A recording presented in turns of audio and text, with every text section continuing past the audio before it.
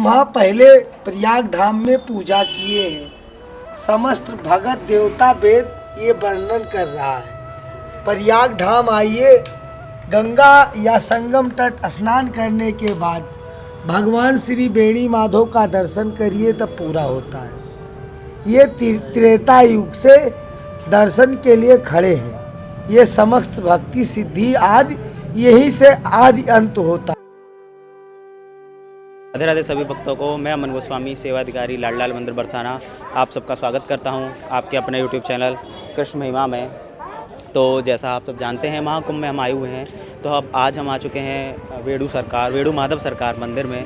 तो ऐसा कहा जाता है कि जो महाकुंभ है, महाकुंभ के स्नान में जब तक आप वेणु माधव सरकार के जो दर्शन हैं वो नहीं करते हैं तब तक आपको महाकुंभ के स्नान का पूर्ण फल प्राप्त नहीं होगा। तो इनका अगर आप यहाँ पे महाकुंभ में आते हैं तो इनके दर्शन के लिए ज़रूर आएँ। इनके दर्शन के लिए आप यहीं से पास में आ सकते हैं, जहाँ से आप महाकुंभ के लिए जाते हैं प्रयागराज संगम से आगे से ही उल्टे हाथ पे रास्ता गया हुआ है। वहीं से आप थोड़ा सा अंदर आएंगे तो यहाँ पे आपको दिखेगा वेणु सरकार मंदिर, और यहाँ पे आप देख सकते हैं वेणु सरकार मंदिर को। और यहाँ पे देख सकते हैं आपकी कितनी भीड़ यहाँ पे हो रखी है। और दहलीज़ पे भी यहाँ पे लिखा हुआ है कि दहलीज़ पे पैर रख के ना आए। मंदिर की जो दहलीज़ है इस पे पैर रख करके ना आए, पैर हमेशा इसको लांग करके आए। तो आइए आपको दर्शन करवाते हैं। यहाँ के महंत जी हैं, उनसे भी आपकी बात करवाते हैं। और बहुत ही गुप्त मंदिर है, मतलब लोग आ तो रहे हैं महाकुंभ में दर्शन करने के लिए, पर वेणुगोपाल सरकार के दर्शन के लिए बहुत कम भक्त यहाँ पे आ रहे हैं। और यहाँ पे आप देखेंगे और मंदिरों के मुकाबले भीड़ वैसे तो कम है, पर फिर भी वेणु माधव सरकार जी का जो दरबार है वो लगा हुआ है अभी। तो आइए आपकी सबसे पहले चल के महंत जी से बात करवाते हैं और उनसे जो प्रश्न हैं, कुछ जो हमारे मन में प्रश्न आ रहे हैं वो भी पूछते हैं। आइए।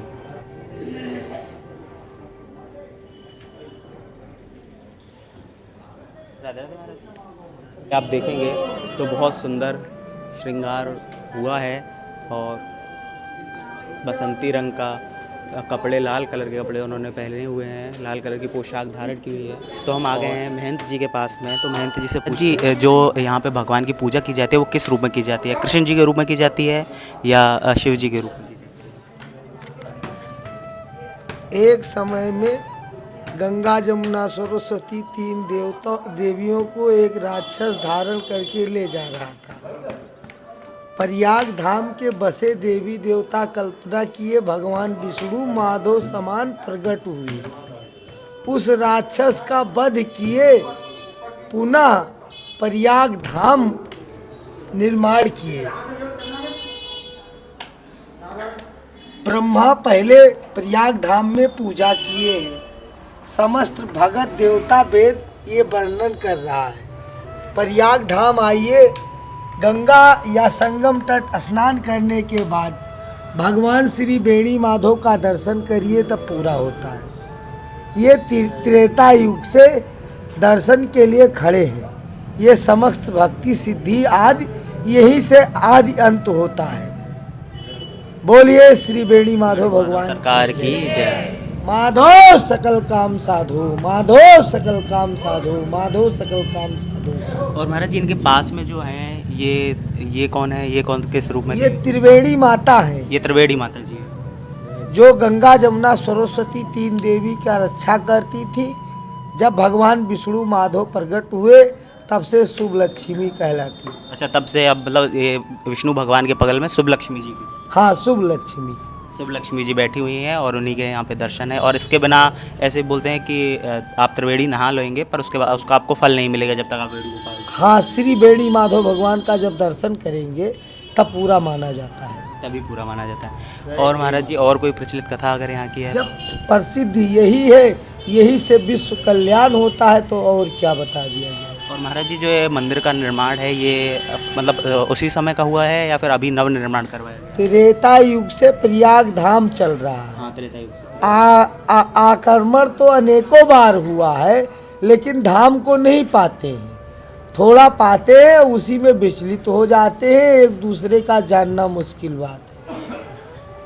तो मतलब औरंगजेब के टाइम पे जब सब मंदिरों में वो हो रहा था तो उस वक्त पे यहाँ पे भी प्रयाग में आए, दशाश्वमेध घाट पे भगवान शंकर का हनन किए थे, तो वहाँ पता चल रहा है ब्लड निकल गया था, टेर के पाए छोड़ के भाग गए थे। ऐसे अन्य जंगलों में, अन्य स्थानों पे अत्याचारी आक्रमण करते हैं, तो जानवर, पक्षी, जीव आदि के रूपों से मदद किया जाता है देवताओं और धामों को, कोई समझ नहीं पाता है। और महाराज जी यहाँ पे मतलब गणेश जी भी बैठे हुए हैं, तो गणेश जी का भी कुछ यहाँ पे है या फिर? हर मंदिर में गणेश जी होते हैं, शंख होता है, तुलसी होती है। यही सब संग्रहों से विद्वान को शांति मिलती है।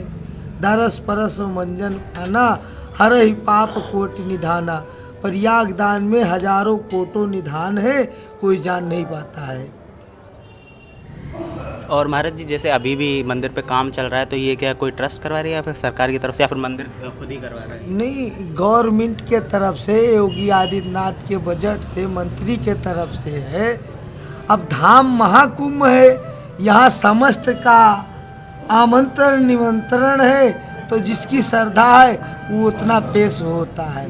कानून से गवर्नमेंट भी देगा, भगत भी देंगे, क्षेत्र भी देगा, तमाम सोना चांदी पेंट कलर आदि लागेंगे। इसके बारे में हम नहीं दर्शा सकते हैं। यही जो कुछ लगा के भगवान श्री वेणी माधव का बनाया जाएगा, उसी से विश्व का कल्याण होगा। तो इन्होंने मतलब त्रिवेणी माता की जो रक्षा की है, उसी से नाम वेणु माधव सरकार पड़ा। रक्षा के लिए खड़े हैं, स्वयं ब्रह्मा ने इनको अधिकार दिया है। दूसरे का वर्णन प्रयाग धाम में नहीं है। तो उनकी रक्षा के लिए वेणु माधव सरकार ही? हाँ, भगवान का रक्षा करते हैं, भगवान की इच्छा से भगवान खड़े हैं। और महाराज जी आप कितने समय से यहाँ एक पे? भगवान नहीं, 5-6 भगवान अमर हैं। जैसे परशुराम भगवान है, नारद भगवान है, साधु भगवान है, गुरु भगवान है, भगवान आदि तमाम हैं। जिसकी जैसी श्रद्धा होती है वैसे उसको गुरु ही पहचान करा देता है। और महाराज जी आप कितने समय से यहाँ पे मतलब ये पूजा कर रहे हैं? बचपन से ही? हम सन 2019 में जब अर्ध कुंभ लगा था, तब से पूर्ण रूप में प्रयाग धाम में सेवा दे रहे हैं। उसके बाद भ्रमण में घूम घूम के दर्शन भाव के लिए आते थे। ये हमारा गुरु का स्थान है, यहाँ से तो हमारी सेवा बचपन से है, हम कहाँ जान सकते हैं। तो महाराज जी गुरु जी का क्या नाम था आपके? हमारे गुरु का नाम श्री ओंकार देव जी महाराज, पंचदश नाम जूना अखाड़ा। पंचदश नाम जूना अखाड़ा, वो बड़ा पंचदश नाम बड़ा वाला जूना अखाड़ा वो, या दूसरा कोई एक पंचदश नाम बड़ा जूना अखाड़ा करके? अब अखाड़ों में हमको गुरु मंत्र मिला था, उसके बाद यहाँ हम जब से सेवा दे रहे हैं। किस उम्र में महाराज जी आपको मिला था गुरु मंत्र? किस उम्र मतलब शिक्षा ली होगी आपने? हम कई बार शिक्षा लिए हैं। हम 5 साल की उम्र में शिक्षा पाए हैं, 30 साल की उम्र में शिक्षा पाए हैं, 34-35 साल की उम्र में शिक्षा पाए हैं। तो सन 2019 से हम प्रयागराज में सेवा दे रहे हैं। और यहाँ पे वेणु सरकार मंदिर में 2019 से? हाँ, श्री वेणी माधव भगवान के सेवा में सन 2019 से हम सेवा दे रहे हैं। 20 में हमारे गुरुजी ब्रह्मलीन हो गए, सत्य श्री ओंकार देव जी महाराज। चलिए महाराज जी बहुत बहुत माधो सकल काम साधो, माधो सकल काम साधो, माधो सकल काम साधो। राधे राधे। एक में तो राधे राधे। जैसा आपने देखा कि जो महाराज हैं यहाँ पे, उन्होंने बताया आपको माधव वेड़ी सरकार के बारे में कि कैसे उनकी स्थापना हुई और कैसे उनका नाम माधव वेड़ी सरकार पड़ा है। तो ऐसी सारे कंटेंट के लिए और मंदिरों के दर्शन करने के लिए हमारे साथ जुड़े रहिएगा। अगर आप किसी मंदिर के दर्शन करना चाहते हैं तो उसके लिए हमको कमेंट में ज़रूर बताइएगा। नीचे मैं आपको कॉन्टैक्ट नंबर दे दूँगा, उससे भी आप हमसे संपर्क कर सकते हैं। तो हमारे साथ जुड़े रहिएगा। राधे राधे। यहाँ पे भी आप पहले देख सकते हैं कि अभी भी मंदिर का जो काम है वो चल रहा है। यहाँ पे मंदिर पे आप परिक्रमा भी लगा सकते हैं पूर्ण रूप से। और मंदिर में ही पीछे की तरफ में शिवलिंग बनी हुई है। और ये जो गुरुदेव अभी जो महाराज जी ने बताए थे, उन्हीं गुरुदेव की समाधि भी यहाँ पे बनी हुई है। और यहाँ पे साक्षात रूप में गुरुदेव भी विराजमान हैं और गुरुदेव के सामने आप देख पाएंगे भोले बाबा भी बैठे हुए हैं। और ये पूर्ण परिक्रमा है। और अगर आप मंदिर के बारे में कोई और जानकारी चाहते हैं तो उसके लिए भी आप हमसे संपर्क कर सकते हैं।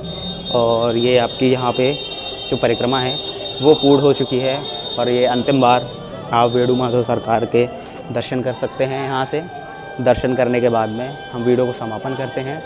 और हमारे साथ जुड़े रहिएगा, हमारे चैनल को सब्सक्राइब करिएगा, हमारी वीडियो को ज़्यादा से ज़्यादा शेयर करिएगा। राधे राधे।